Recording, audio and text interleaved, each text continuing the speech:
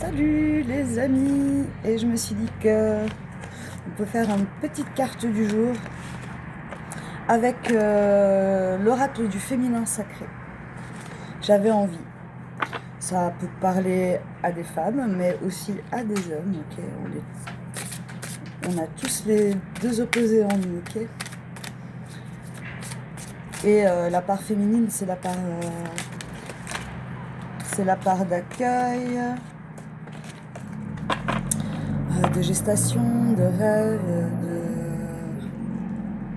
créativité. Bon, il y a tellement de choses. Je me rappelle plus de tout. Allez, une carte avec le féminin sacré.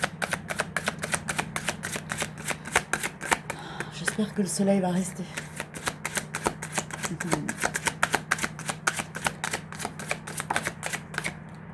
Non. Allez, je veux qu'elle tombe, comme d'hab. Ce qu'on nous dit pour ce dimanche. Alors, il y en a une qui a sauté et il y en a une qui s'est retournée. Je vais lire la première déjà. Allez. C'est... Alors, il y a des noms pas faciles là à lire. Enheduanna, la grande prêtresse. Je ne fais qu'un avec mon âme, et mon âme est un héritage d'amour. Elle est belle. Je ne fais qu'un avec mon âme, et mon âme est un héritage d'amour. La grande prêtresse. Alors, je vais lire la petite carte. Il y a la description du personnage et le message de l'âme. Alors, il fait quand même froid à la fenêtre. 51. Je vais mettre une veste. Je vais mettre une veste. Je cherche.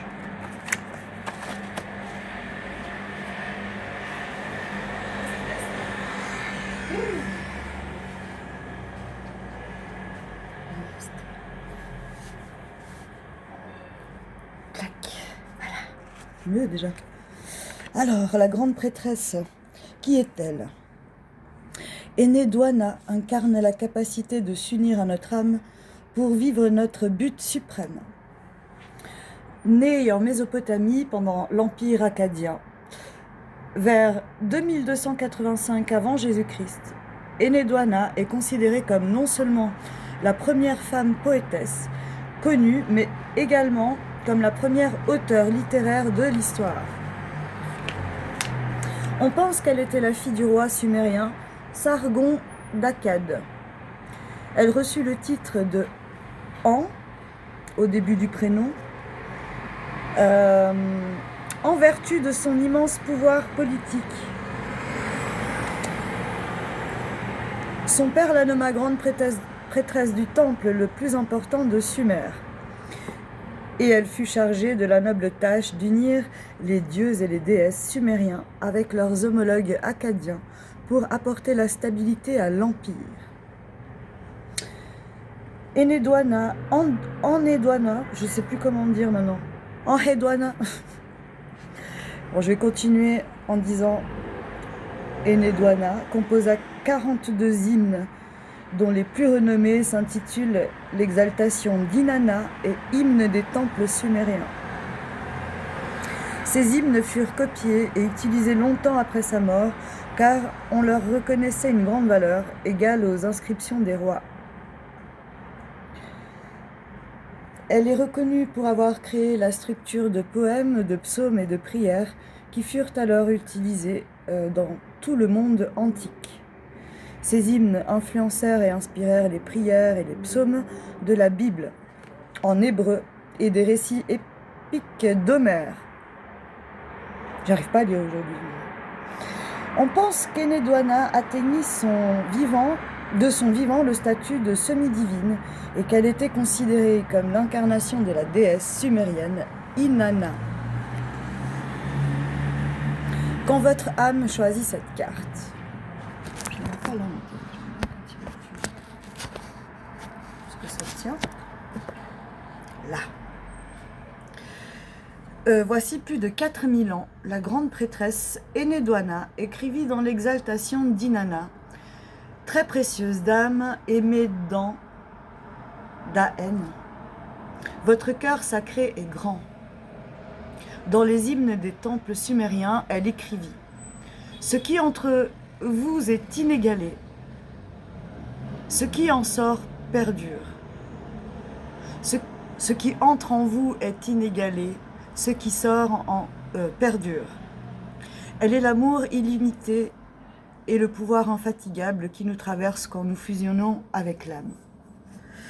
Nous avons tout un mythe personnel, nous possédons tout un Ishtadeva, une déité personnelle qui nous inspire et nous convainc d'amener le ciel sur terre en nous insufflant la conviction tenace que nous sommes divinement guidés. Enheduanna nous encourage à intégrer notre lumière et notre ombre pour amener à la conscience les aspects cachés de notre être. La grande prêtresse est souvent décrite comme la gardienne de l'inconscient. Elle est cet aspect de nous qui tient le voile de la conscience, nous séparant de nos profondeurs intérieures. Enheduanna concerne la fusion de la conscience de l'âme, de l'amour et du pouvoir qu'elle nous offre avec notre personnalité ou ego.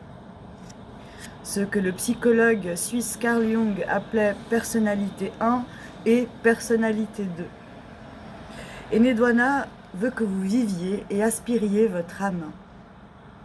Elle souhaite que vous deveniez tellement intime avec elle qu'il n'existera plus de séparation. Et il n'y a plus d'excuses, plus de regrets pour votre puissance. Vous êtes la grande prêtresse. Vous êtes éternelle, vous souffle-t-elle. Votre cœur sacré est légendaire. Méditation de la voix de l'âme avec cette carte. Qu'est-ce qui me permet d'expérimenter la réalité de mon âme? Moi j'ai envie de dire tout, mais... Et l'intention? Je ne fais qu'un avec mon âme et mon âme est un héritage d'amour. Très joli message. Et la deuxième carte qui est tombée, c'est Sarah la Noire, reine des marginaux. Je suis arrivée, je suis où je serai toujours, dans l'amour. Elle est belle aussi. Alors, Sarah la Noire, je suis arrivée, je suis où je serai toujours, dans l'amour. Ah bah oui, on va la lire. Sarah la Noire 211. 211. Alors, qui est-elle? Hop, qui est-elle? Sarah la Noire est le symbole de l'amour qui dure et ne meurt jamais. Il existe 3 légendes principales autour de Sainte Sarah. Elle est d'abord connue comme une femme noble qui recueillait l'aumône pour les pauvres au Sainte-Marie de la Mer, dans le sud de la France au début du 1er siècle. C'était un endroit de mes vacances, Sainte-Marie de la Mer. J'étais à Sainte-Marie-Plage. Elle eut la vision que les premiers saints, présents à la mort de Jésus, allaient arriver sur la côte. Et quand ce fut le cas, vers l'an 42, Sarah fut la première à les accueillir les bras ouverts. La légende dorée du XIIIe siècle raconte que Sainte Sarah arriva avec les 3 Maries, Marie-Madeleine, la Vierge Marie et Marie de Béthanie, en tant qu'esclave. Elle aurait été une très belle égyptienne dotée d'un pouvoir de guérison. La 3e légende prétend que Sainte Sarah est la fille de Marie-Madeleine et de Jésus-Christ. Pendant la persécution des premiers chrétiens, on pense que Marie-Madeleine s'enfuit avec la jeune Sarah, la mère de Jésus et Marie de Béthanie, vers le sud de la France. Elle y éleva Sarah et continua son ministère d'amour pour devenir ce que le Christ appelait de vrais êtres humains, à la fois pleinement humains et pleinement divins. Sainte Sarah est connue comme la reine des marginaux. Elle est la sainte patronne vénérée par le peuple rome. Elle est transportée à cheval de sa crypte sous la cathédrale jusqu'à la mer tous les 24 mai par des milliers de gitans qui se rassemblent tous les ans pour la célébrer. Les reliques des trois Maries sont conservées dans une commode ancienne de la cathédrale. Sainte Sarah représente les principes spirituels de la croix de Camargue, foi, espoir et surtout amour. Quand votre âme choisit cette carte, qui que vous soyez, où que vous soyez, l'amour de Sainte Sarah est de ceux qui vous touchent. Est de ceux qui vous touchent. Vous n'avez rien à prouver ni à perfectionner.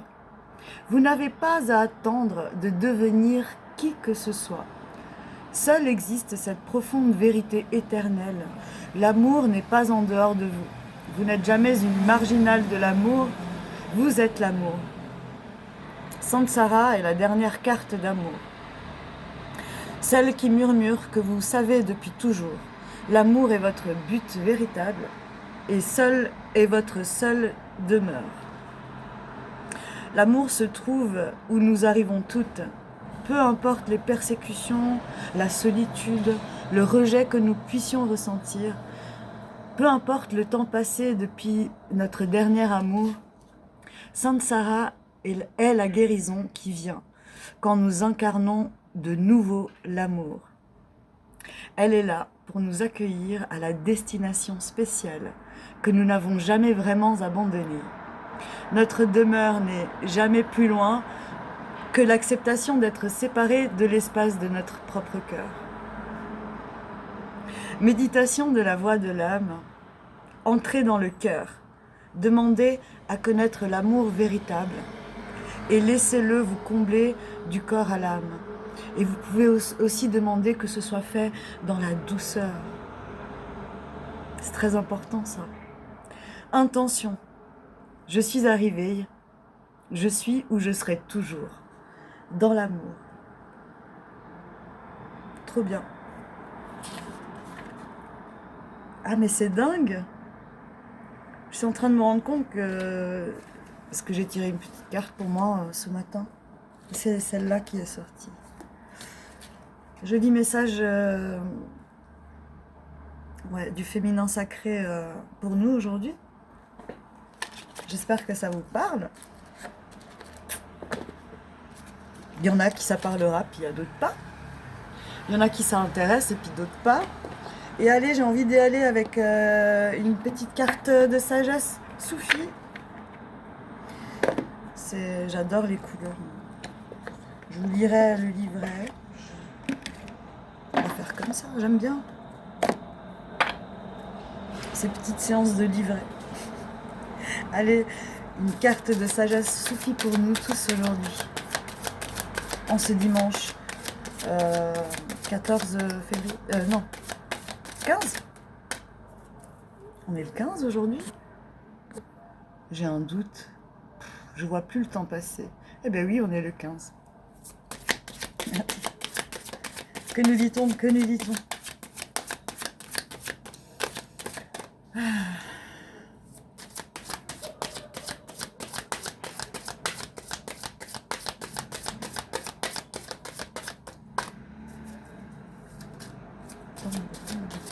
Oui. Oui. Transformation.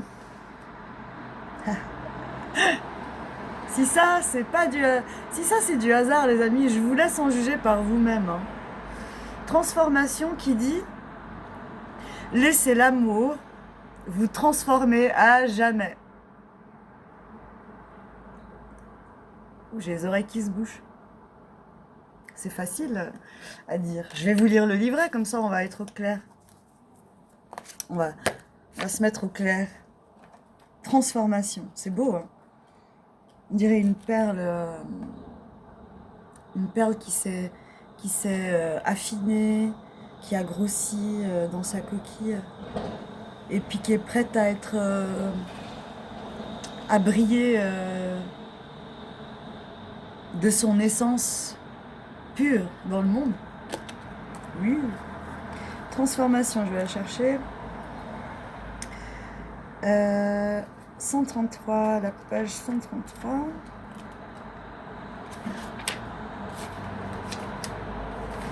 Alors, laissez l'amour vous transformer à jamais.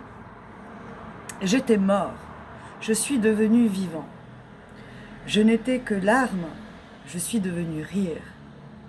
Le pouvoir de l'amour est venu me rendre le pouvoir éternel. Mon cœur a senti la flamme de la vie s'épanouir comme une fleur. Je n'ai aucune peur, j'ai un cœur de lion. Je sentis aussi fort que Vénus. Rumi.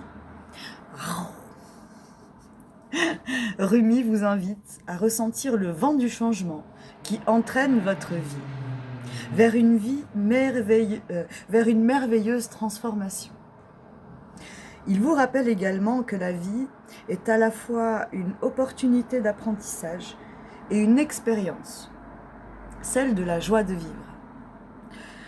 Vous apprenez ainsi à transformer votre vie en fonction des conditions et de vos besoins. Certains changements sont complexes, certains nécessitent un aperçu, d'autres se font de manière intuitive. Chers amis, pour vous aventurer hors de votre zone de confort, il vous faudra vous offrir ouvertement à une nouvelle vie dont vous ignorez encore tout. La foi et le dévouement sont les conditions nécessaires pour vous aider à vous libérer de ce qui ne vous satisfait pas dans votre situation actuelle. Pour Rumi, le pouvoir de l'amour est le créateur d'un tel changement. Aussi vous enjoint-il d'utiliser l'énergie de ce pouvoir pour vous guider dans la création de votre nouvelle vie. Mais oui, ce sentiment d'amour en nous nous rend créatifs, comme si notre être s'expandait et au lieu de recevoir les vibrations extérieures, c'est lui qui donne de manière naturelle en fait, le cœur. Et ouais,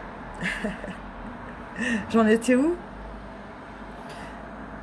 Oui, d'utiliser donc cette énergie pour vous guider dans la création de votre nouvelle vie.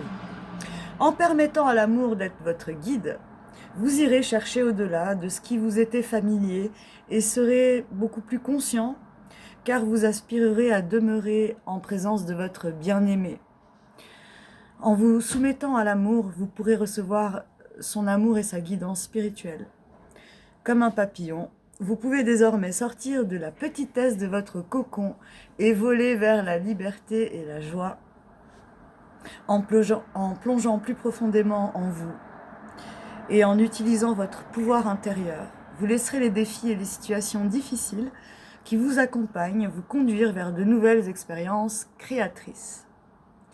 Le mantra de cette carte de la transformation: les graines de l'amour germent dans mon cœur et s'épanouissent en une expression créative illimitée.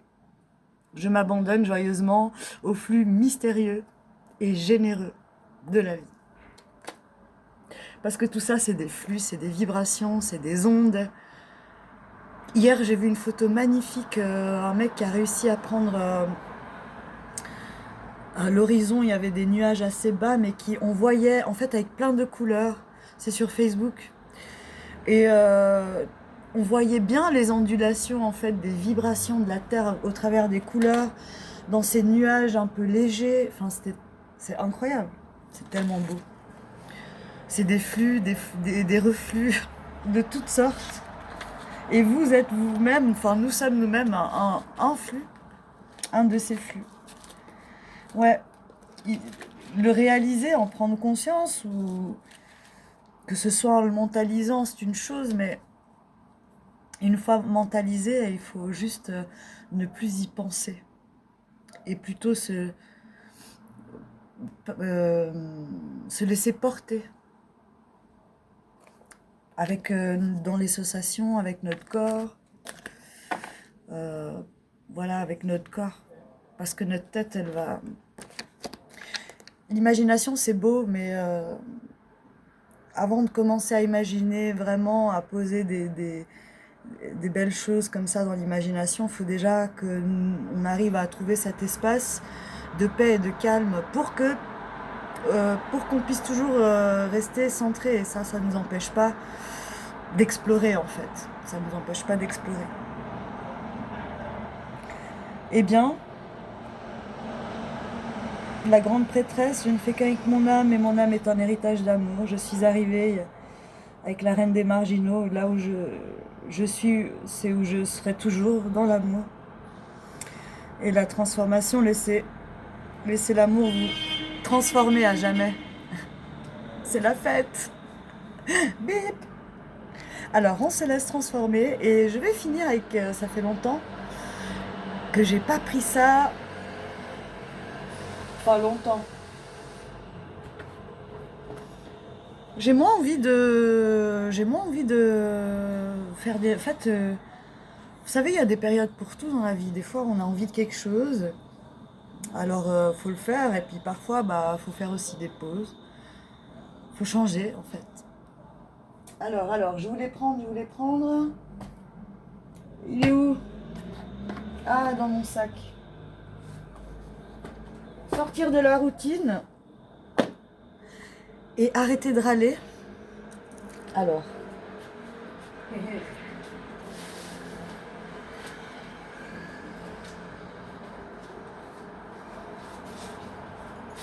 Ah oui, et puis puisqu'on est dans l'amour, je sais pas si je l'utilise maintenant, je prendrais bien une petite carte de amour et psyché.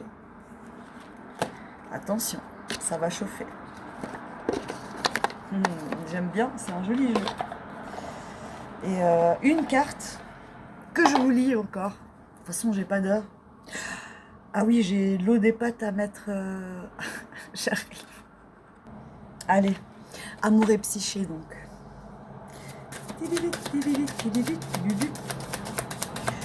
Je peux pas montrer des personnages, ils sont tout nus.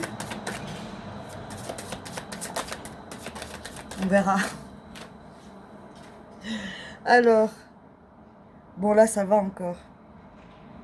On parle de un beau visage. Un beau visage. Alors, il faut le lire, puisque là, celle-là, je crois que je l'ai jamais tirée. Hein. Pourtant, ça fait un moment que j'ai ce jeu. Alors, un beau visage, qu'est-ce que ça nous dit? Numéro 3. Alors, un instant.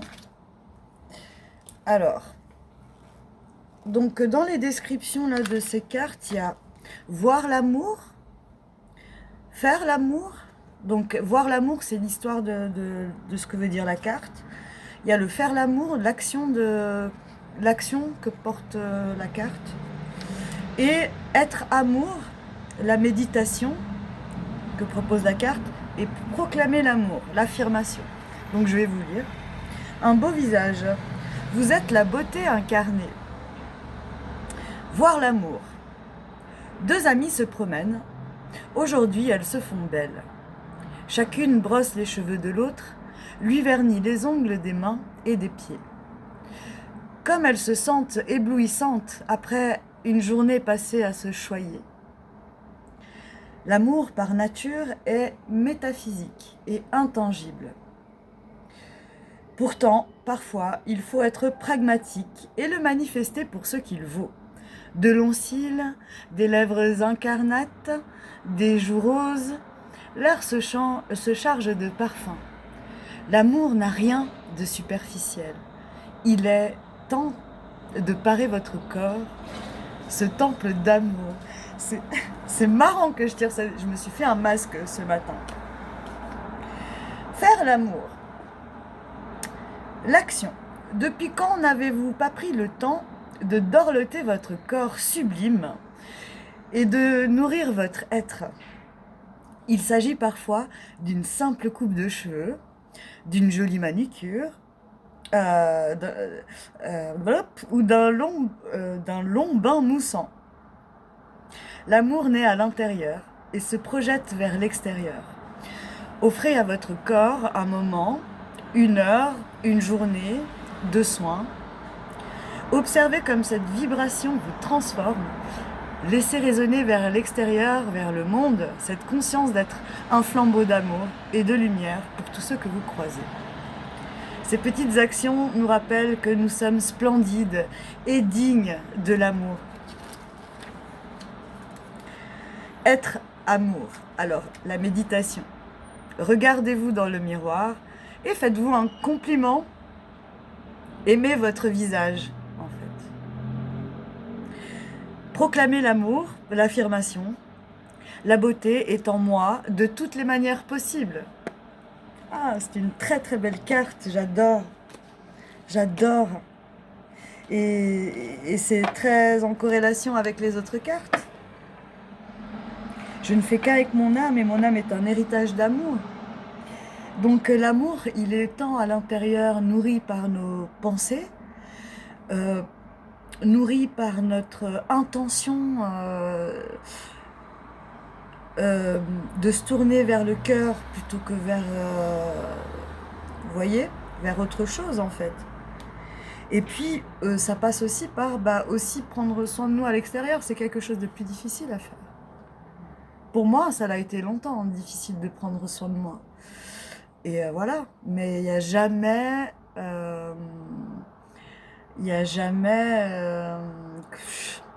je trouve plus mes mots. Qu'est-ce que je voulais dire? Il n'est jamais trop tard, c'est ça que je voulais dire. Il n'est jamais trop tard pour commencer à nous chouchouter aussi, hein, à nous faire, à prendre soin de nous, voilà. Et c'est tellement important. Il y a des pays, la Thaïlande et tout ça, pour eux c'est naturel par exemple de se masser. Entre eux, c'est comme de prendre un bain au quotidien. Ici c'est quelque chose on est complètement déconnecté de notre corps. Donc voilà, faites comme moi, un petit masque aussi, pourquoi pas un bain de pied au sel, bien chaud, pour vous détendre. Je sais pas, il y a plein de trucs qui peuvent se faire, mais vraiment pour votre physique, pour votre corps, qui que vous soyez. Voilà. Eh bien. J'adore en fait, c'est bien. Je vais refaire des vidéos avec ces cartes-là. Je pense que c'est déjà pas mal là. Et puis, allez, une petite carte pour sortir de la routine, pour ceux que ça inspire. On sait jamais faire autre chose. Rigoler, hein, parce que c'est des trucs plutôt drôles, hein, la plupart du temps. Il y a aussi des trucs sérieux. Il y en a une qui vient de tomber. Je vais en prendre 2, 3, allez. Pour sortir de la routine. Qu'est-ce qu'on pourrait trouver? Bon, là, il y en a 3 par terre. Hop. Hop là. Alors. Alors, la première nous dit « Je n'émets aucun commentaire négatif, même en pensée. » La pluie, la grisaille, les longues files d'attente, les embouteillages, les déclarations d'impôts à remplir. Les critiques de votre patron sont autant de bonnes raisons de perdre votre bonne humeur. Et si vous choisissez aujourd'hui d'être positif, quoi qu'il arrive, reprenez le pouvoir sur vos émotions et souriez. Vous voyez la vie. Allez, deuxième projet pour sortir de la routine. Je marche dans la rue comme si je portais une couronne. L'avantage de ce défi, c'est qu'il vous donnera un port de reine ou de roi, le dos bien droit, les épaules basses, et que vous réveillerez la confiance en vous, car la posture que vous adoptez influence votre état d'esprit. Ça, c'est vrai, les amis. Redressez-vous, levez la tête, souriez, vous êtes magnifique. C'est chouette. Allez, je saute à pieds joints 5 fois. Sautez à pieds joints. Sur place, réveille votre enfant intérieur. Là où vous vous trouvez à cet instant, oserez-vous sauter? Le défi sera plus grand si vous êtes dans un lieu public. Allez, sautons. Moi, il y a mes voisins qui me regardent. Il y a mes voisins. 1, 2, 3, 4, 5. Et sur ce, bah, je vous souhaite à tous un excellent dimanche. Profitez de vous, faites-vous du bien.